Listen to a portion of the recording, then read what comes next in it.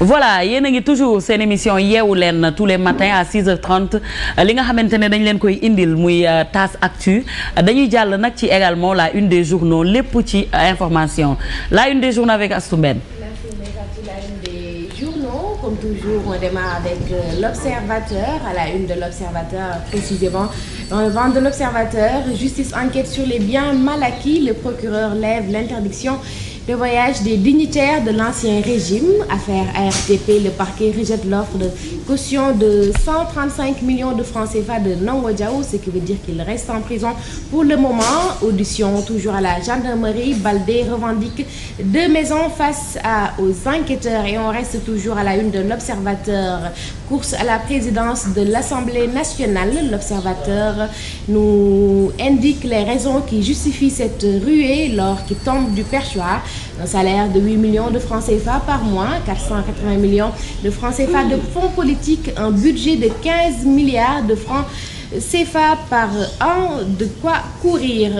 On reste toujours à la une de l'Observateur avec cette triste nouvelle. L'ancien directeur de publication de l'Observateur tire sa révérence. Adieu Jules à la sous-tribune de l'Observateur et à la manchette de l'Observateur. On parle sport, la fédération choisit Koto et Karim Séga Diouf pour une durée de 2 ans.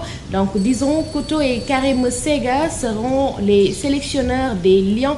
Et c'est parti pour 10 ans. On reste toujours avec l'Observateur et à sa sous-tribune, on parle lutte Sa Thiès sur son combat de dimanche.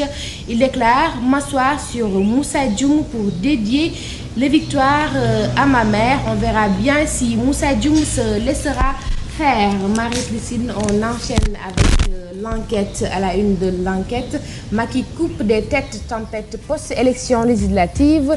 Le PCA de la SAR, Serigne Mboup défenestré, Fallou Mbacké Diagne, caisse des dépôts virée. Donc disons que ce sont les conséquences des élections de dimanche dernier. Et toujours à la une de l'enquête, précisément à la sous-tribune, on parle du doyen Jules Diop. Le doyen Jules est parti, qu'il repose en paix. On parle aussi à la une de l'enquête de la photo officielle du président, la polémique sur la place. Marie-Christine, on continue et cette fois-ci c'est avec Rewmi Quotidien et c'est presque à la une de tous les quotidiens de ce jour, le décès de Jules Diop, l'ancien directeur de publication du quotidien L'Observateur. À l'oreille de Rewmi, on peut lire la presse sénégalaise en deuil. Jules Diop est décédé hier.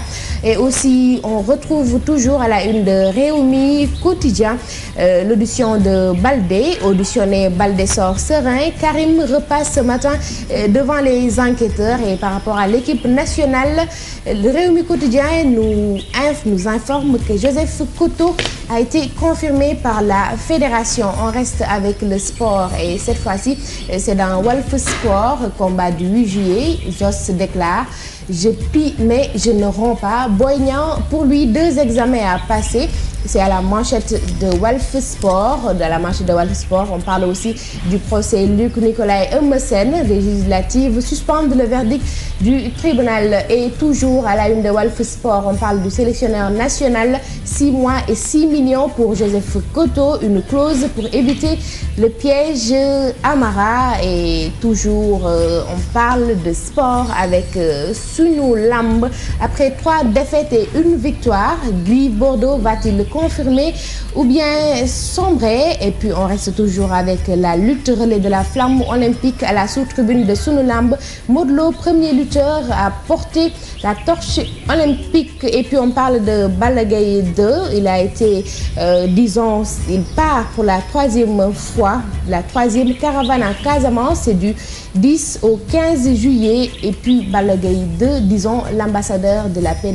C'était tout pour la TAS Presse. Plus de détails ou bien 3e Mouhamed Ndiaye dëgg la mu nekk nag la une les informations yi nga xamante ne moom lañ leen indil ci suba gi ak Astou Mbène comme ni mu ko waxee dinañ ñëwaat ci kanam tuuti waaye nag Astou am na leneen loo xamante ne war nañ ko mën a waxtaane te foog naa ne loolu dafay neex xadik ndax fi mu ne nii confirmé nañu Koto ak Karim Séga léegi ñu nekk entraîneur exactement équipe parce nationale. que boo gisee chaque fois Sénégal dañuy ne entraîneur étranger lañ bëgg pour mu entraîner équipe bi sinon équipe bi du dem fenn mais dama foog ni gëm sa bopp loolu rek nga mën a def pour développer sa dëkk et puis gëm sa bopp dañ koy gis ba ci tànn entraîneur boo xamante ne sa dëkk la jóge surtout que moom peut-être match yi mu joué ak équipe nationale bëreegul mais def na ay preuve am parce que Lions yi bu ñu nekkee fii gagné nañ contre Libéria bu ñu génnee en déplacement aussi def nañ benn match nul boo xamante ne peut-être arbitre bee ci jàpp rek sinon dañ doon gagné donc je pense que pour l'instant def na ay preuve et que ñu jox ko chance pour xool ba xam mën na entraîner équipe bi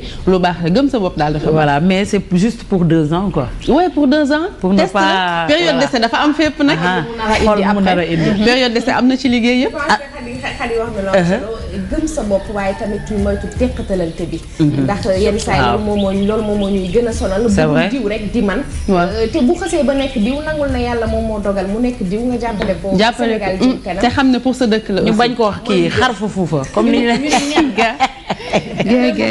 Ndeye Fatou xëy na peut-être boo ma ko mayee rek ñu des ba tey ci tasse presse bi dellu si waat ci làquk doyen Jules Diop nekkoon directeur publication l'Observateur naam li ñu nekk ak moom mu bëri na bëriwul mais lenn rek la ñuy gën a jàpp ci moom yitte ji yitte ji saa yu dajegee ci escalier yi dina la nuyuwaat la saa yu dajewaatee yow nuyuwaat dañu naan suñu borom xaare ko aljana li mu fekk ji foofu gënal ko li mu bàyyi dëgg la koo xamante ne ci presse bi la bàyyee ko comme ni mu ko waxee rek surtout nag nekkoon directeur de publication lii di l'Observateur ñun itam ñu ngi koy jaal di ko jaal mbooleem njabootam ak képp kuy sénégalais ak mbooleem li nga xam ne moom moo di presse sénégalaise yàlla na suuf oyof ci kawam kookulee di Jules Diop gis naa ñu gisal ko sax defal ko sax presque presse bi yëpp tey dañ ko titré donc ñu ngi koy rendre hommage à travers li nga xamante ne moom moo di yeewu leen astu léegi nag dañuy dem ci li nga xamante ne moom moo di Mamy Soleil rek dem seeti ko ndax itam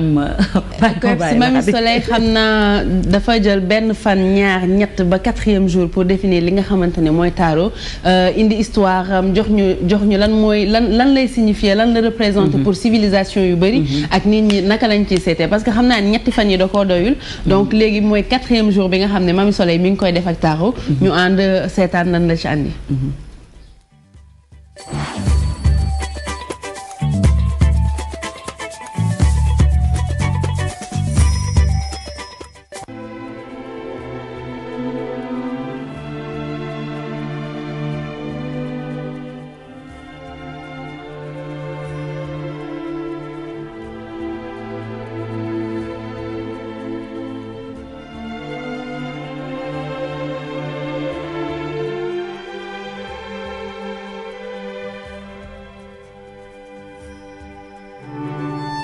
Peu de gens peuvent revendiquer le titre de parapsychologue.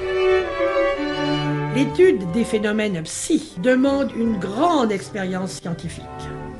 Ce qui est sûr aujourd'hui, c'est la reconnaissance du tarot par la parapsychologie. Le tarot est associé au signe du zodiaque.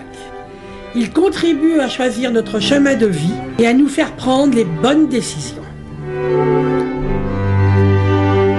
Il faut sans doute rappeler que nous sommes tous nés sous une ou plusieurs étoiles définies en 8 planètes, 2 satellites lumineux et 12 signes astraux.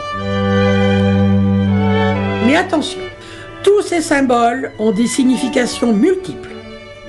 Ascendant, descendant, milieu de ciel, etc. qui demandent à être manipulés avec prudence et peuvent donner lieu par des charlatans à toutes sortes de dérives farfelues.